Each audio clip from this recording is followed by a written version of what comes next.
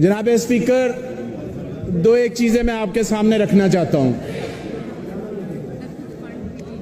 पिछले 3 दिन से इस गैलरी के अंदर, स्पीकर गैलरी के अंदर जो आपके लेफ्ट साइड पर है, यहां एक मकरू चेहरा रोजाना 3 दिन यहां पर आके बैठता रहा। 3 दिन। जनाब स्पीकर, ये वही शख्स है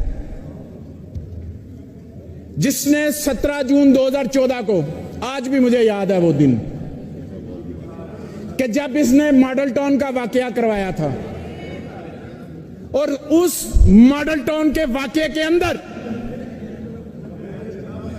इसने हामला औरतों के मुंह के ऊपर फायर मरवाए थे। इसने नौजवानों का कत्लेआम किया था। इसने इतना दीदा दिलेरी और बेशर्मी के साथ लाहौर के चेहरे के ऊपर एक बदनमा दाग सारी उम्र के लिए लगा दिया है। इस शख्स ने